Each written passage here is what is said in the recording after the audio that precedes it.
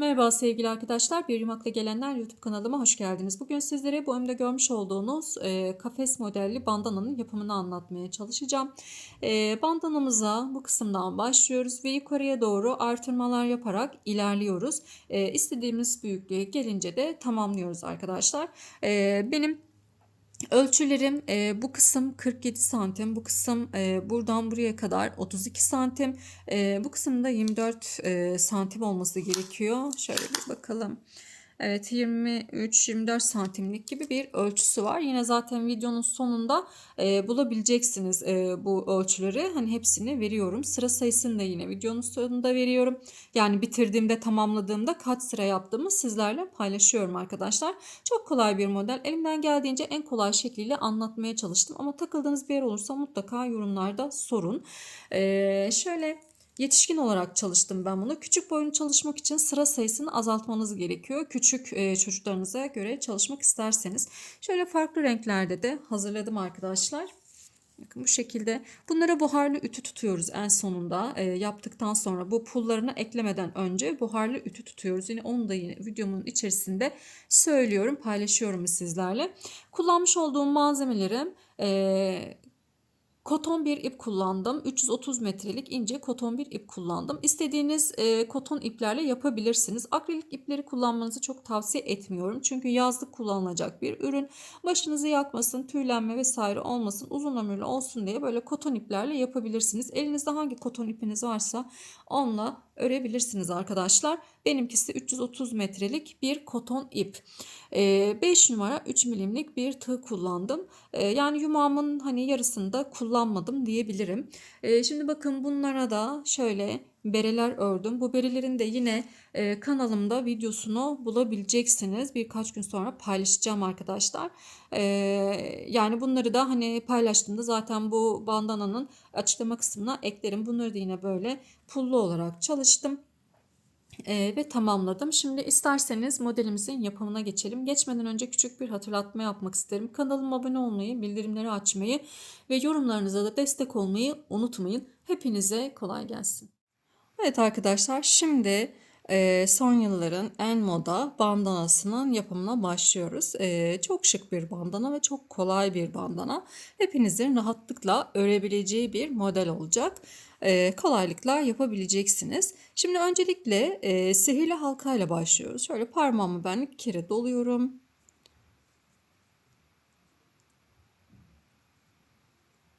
Evet, burada 3 tane zincir çekiyorum. Şimdi bunun içerisine zincirim dahil 3 tane trabzan yapacağım. Bu birinci trabzanım. Zincirimi bir trabzan olarak sayıyorum. İkinci trabzanım.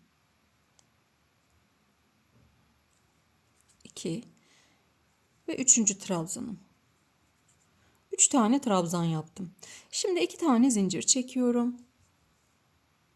Ve aynı yuvaya, yani bu sihirli halkamızın içerisine 3 tane daha trabzan yapıyorum. 1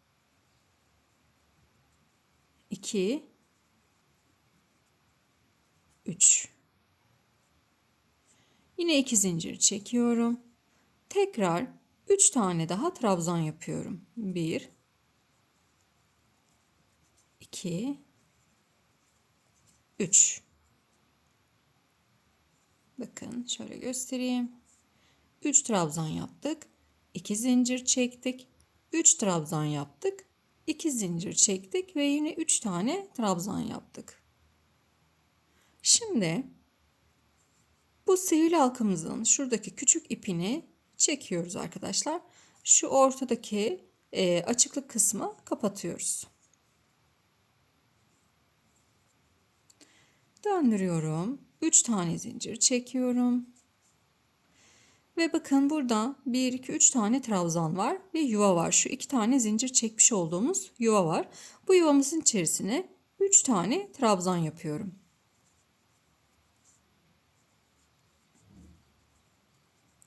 İki zincir ve tekrar aynı yuvanın içerisine 3 tane trabzan yapıyorum.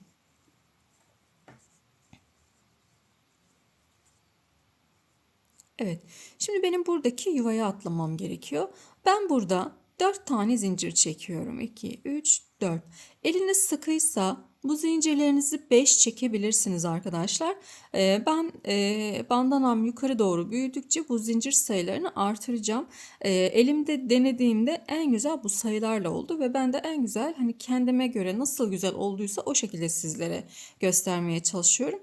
Dediğim gibi eğer eliniz sıkıysa buradaki zincir sayısını 5 tane yapabilirsiniz. 4 tane zincir çektim, ipimi doladım ve bu yuvamın içerisine yine 3 tane trabzan yapıyorum. 3. 2 zincir yapıyorum. Tekrar aynı yuvamın içerisine 3 tane trabzan yapıyorum.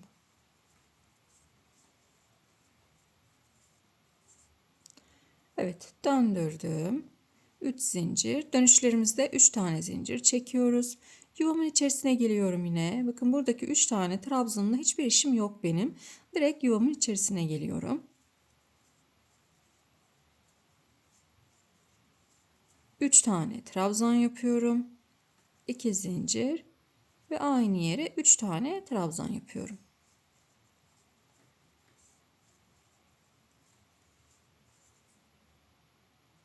Evet.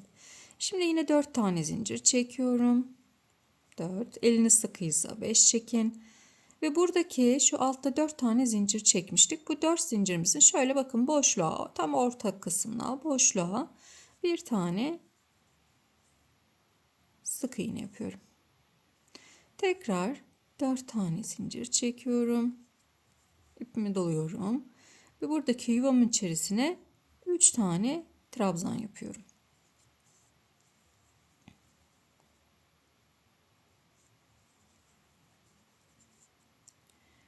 İki zincir ve aynı yere 3 tane trabzan.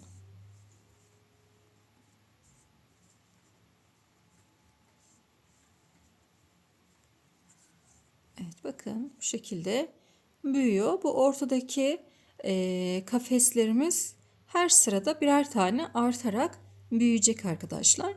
Şimdi döndürüyorum. 3 zincir. Dönüşlerimiz hep 3 zincir. Yuvamın içerisine 3 trabzan. İkili trabzan yapıyoruz arkadaşlar. 2 zincir ve aynı yere 3 tane trabzan.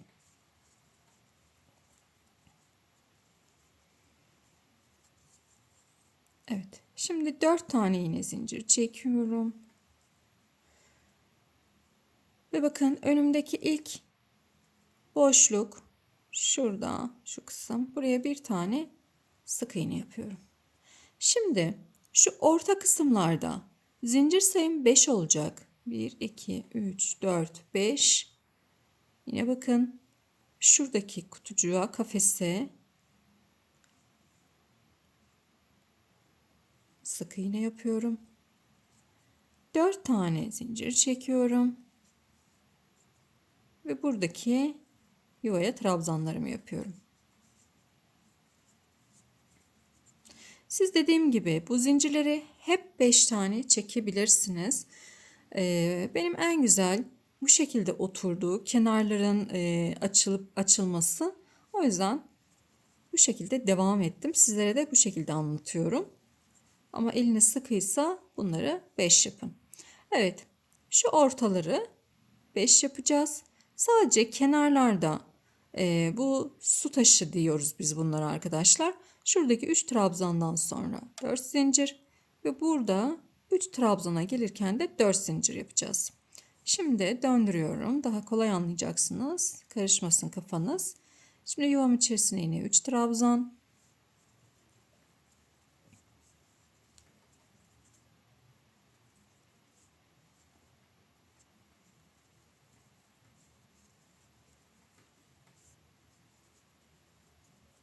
Evet. Şimdi bakın 4 tane, bu 3 tane trabzandan çıkışımı yapıyorum. 4 tane zincir yapıyorum. 3 4. Önümdeki bakın ilk kafesimiz. Burada sık iğnem var. Sık iğnemden önceki ilk kafesim burası. Buraya sık iğne yapıyorum. 4 tane zincir çektik. Şimdi bakın orta noktalardayım. Ortadaki kafesleri yapacağım. Buralara 5 tane zincir çekiyorum. 3 4 5. Yine şuradaki kafesimi yapıyorum.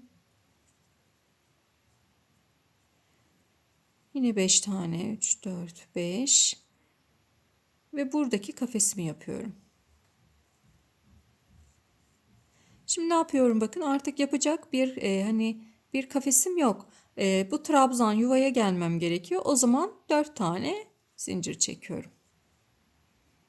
Ve yuvama geliyorum. Burası sabit. 3 trabzan, 2 zincir ve 3 trabzan hep olacak.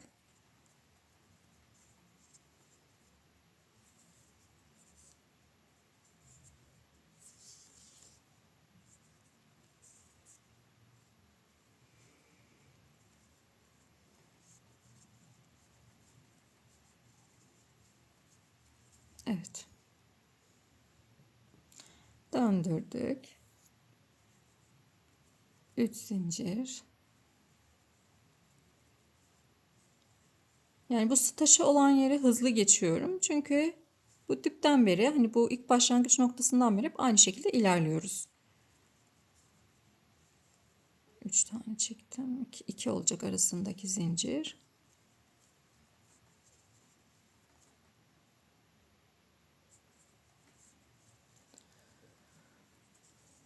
Evet. Şimdi bakın, trabzandan çıkışımı yapacağım. Buradaki kafese doğru 4 zincir çekiyorum. Ve ilk kafesim burada, ilk kafesim burada. Sık iğnemi yaptım. Şimdi 5 tane zincir çekiyoruz. 2, 3, 4 ve 5. 5 zincir. Orta kafeslerimizi yapıyoruz. Hemen önüme gelen ilk kafesim, bakın. Boşluk. Sık iğne yapıyorum. 1, 2, 3, 4, 5. Hemen yanındaki kafesime sık iğne yapıyorum. 1, 2, 3, 4, 5. Ve bu yine, burada da bir kafesim var. Buraya da yine bir kafes yapıyorum. Şimdi burada bakın, batabileceğim bir kafesim, sık iğne yapabileceğim bir kafesim kalmadı. O zaman ne yapıyorum? 4 tane zincir çekerek yuvamı oluşturuyorum.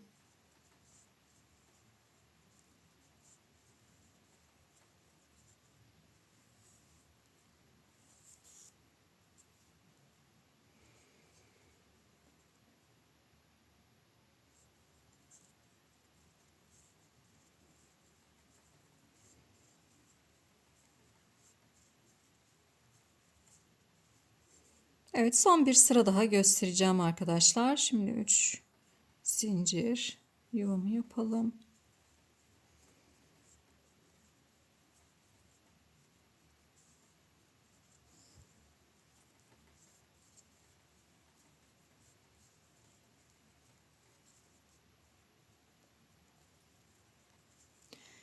Dört tane zincir çekiyorum. Çünkü trabzanımdan çıkış yapıyorum. Buradaki ilk kafesime sık iğne ile bağladım. Şimdi ortadakilere 5 zincir çekiyorum. Önümdeki ilk kafesime sık iğne ile bağlıyorum. 5 zincir. Önümdeki kafesime sık iğne ile bağlıyorum.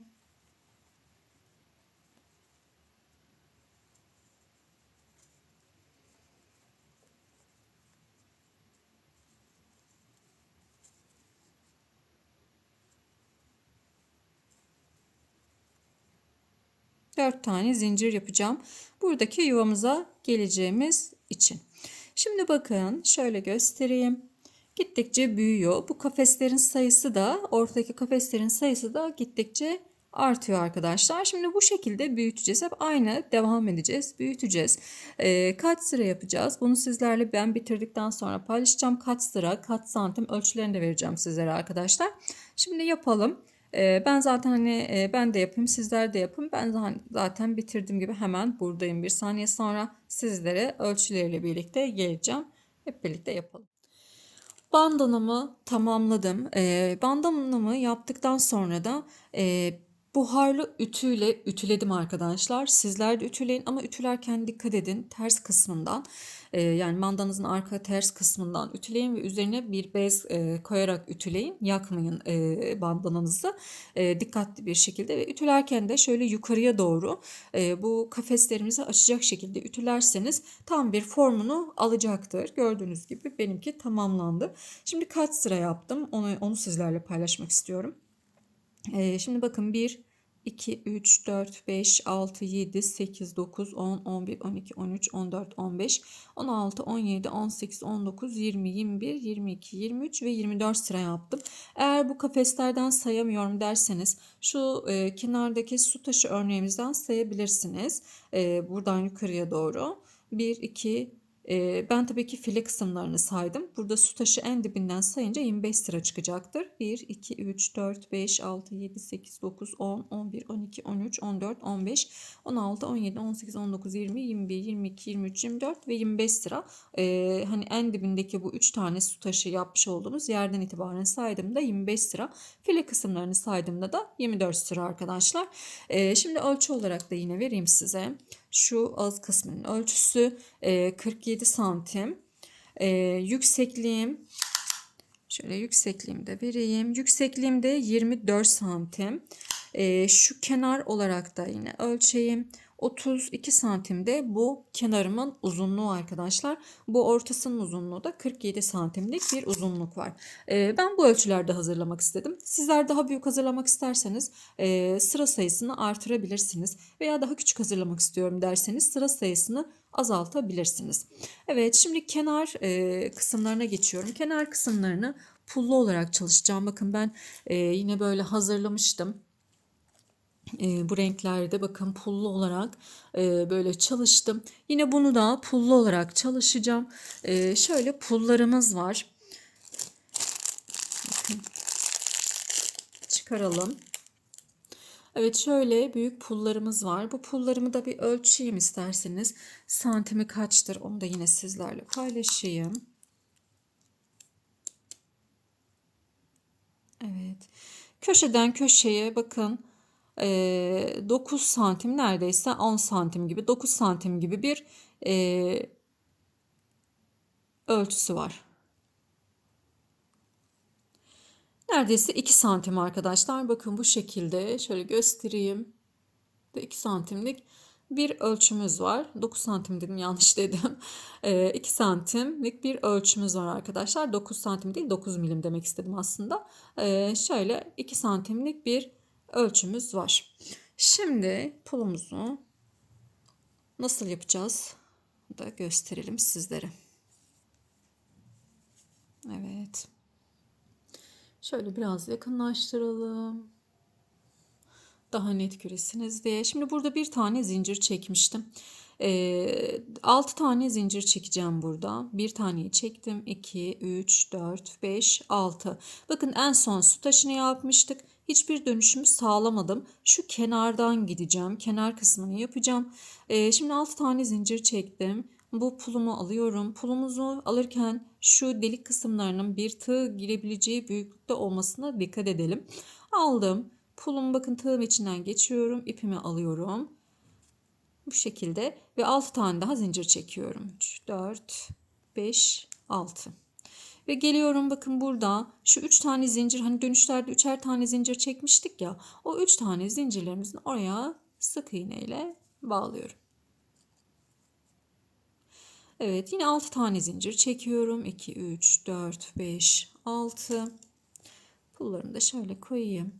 Yine alıyorum bir tane pulumu. Bunun içinden geçirdim.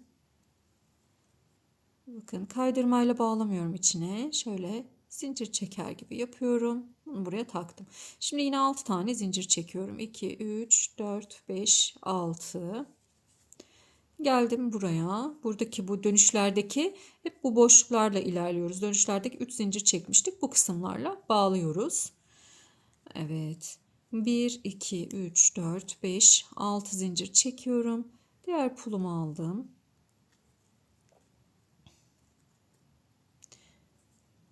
Yine bağladım. 6 tane zincir çekiyorum. Buraya geldim. Buraya bağlıyorum. 6.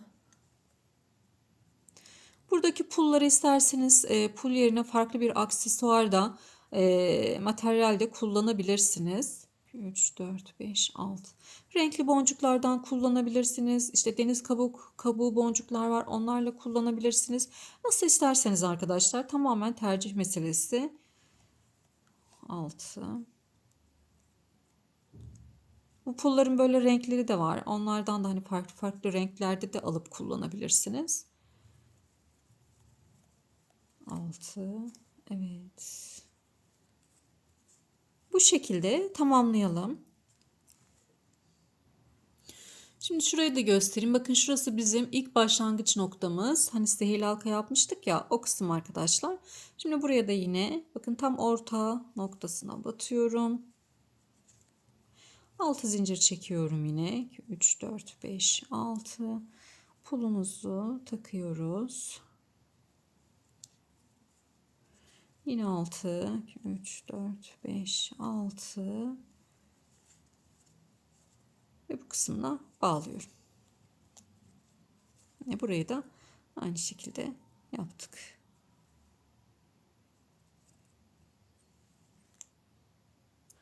Devam ediyorum yine. 2, 3, 4, 5, 6. Bu tarafı da yine aynı diğer taraf gibi yapalım. Sonra bağcık kısmıyla devam edeceğiz. Evet, bakın şimdi şöyle göstereyim. Kenar kısımlarını, pullarını yaptık burada ve şu kenar kısmına geldik. Burası bizim en son bitiş, en sondaki su taşı olan yerimiz. Buraya kaydırmayla geleceğim. Şöyle ilmeklerin üzerlerinden batarak kaydırdım. Kaydırdım ve yuvamın içerisine kaydırmayla geldim. Burada 40-45 kaç tane istiyorsanız arkadaşlar zincirinizi çekin. Ben şöyle bir 45 tane zincir çekeceğim. 2, 3, 4, 5, 6,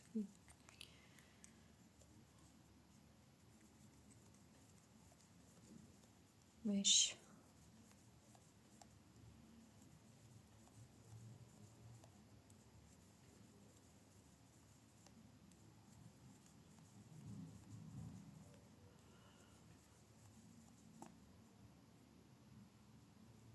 44 ve 45 tane zincir çektim. Pulumu alıyorum. İçinden geçirdim. Şöyle bir zincir daha, bir tane daha çektim. Bir tane daha çektim.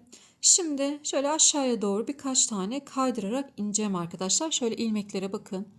İlmeğe battım. Kaydırdım. Yanındakine battım. Kaydırdım. Yanındakine battım. Kaydırdım. Evet, bu kadar yeter. İstiyorsanız bunu hani tek zincir istemiyorum, ben böyle hani kalın bir kordon şeklinde istiyorum derseniz bu dip kısma kadar kaydırarak gelebilirsiniz. Ben bu şekilde bırakacağım. Bir tane de zincir çekiyorum ve ipimi böyle birazcık uzunca kestim. Daha sonrasında bunu yine bir iğne yardımıyla bunların arasında yok edeceğim arkadaşlar. Şöyle nasıl yaptığımı da göstereyim. Bakın, iğneye taktım ipimi. Şöyle ters kısmından şu ilmeklerin aralarından takıyorum. İlmeklerin aralarından takarak ipimi geçirdim.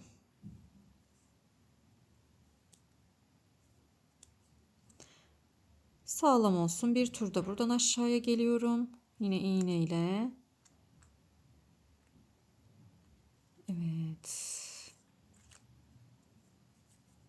Evet, şimdi ipimi kesebilirim.